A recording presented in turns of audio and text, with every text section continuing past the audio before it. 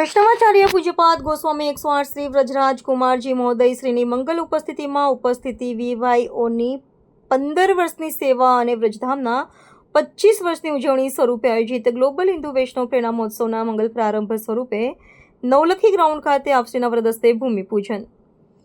વૈષ્ણવાચાર્ય પૂજ્યપાદ ગોસ્વામી 108 શ્રી રાજકુમારજી મહોદય શ્રીની મંગલ ઉપસ્થિતિમાં પુષ્ટિ માર્ગના 250 વર્ષના ઇતિહાસનો ભવ્યાતિભવ્ય ઐતિહાસિક વીવાયઓની 15 વર્ષની સેવા અને વ્રજધામના 25 વર્ષની ઉજવણી સ્વરૂપે આયોજિત ગ્લોબલ હિન્દુ વૈષ્ણવ પ્રેરણા મહોત્સવના મંગલ પ્રારંભ સ્વરૂપે નવલખી ગ્રાઉન્ડ ખાતે તારીખ 24/11/2025ના સોમવારના રોજ સાંજે 4:30 નવલખી ગ્રાઉન્ડ આપશ્રીના વરદસ્તે ભૂમિપૂજન કરવામાં જેમાં ગુજરાત સરકારના મુખ્ય દંડક તેમજ રાવપુરા વિધાનસભાના ધારાસભ્ય બાલકૃષ્ણ શુક્લ તેમજ સયાજીગંજ વિધાનસભાના ધારાસભ્ય કેયુરભાઈ રોકડિયા, વડોદરા શહેર પ્રમુખ ડૉક્ટર જયપ્રકાશભાઈ સોની, ડૉક્ટર વિજયભાઈ શાહ સહિત નગરસેવકો ઉપસ્થિત રહ્યા હતા.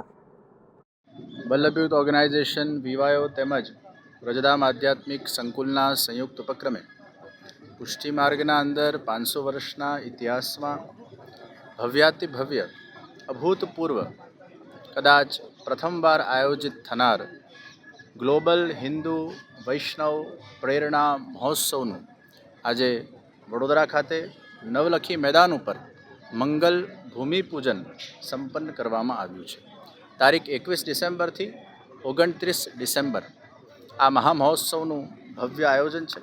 વિશ્વના 25 દેશોથી હજારોની સંખ્યામાં હિન્દુ વૈષ્ણવો એ અહીંયા ભેગા થવાના છે, વડોદરાના મહેમાન બનવાના છે. આ મહોત્સવના અંદર પંચામૃતનું આયોજન છે.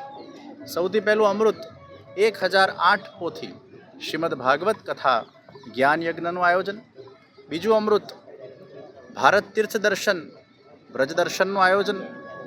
ભારતના બધા તીર્થોમાંથી જળ એ વડોદરા શહેરના અંદર લાવવામાં આવશે.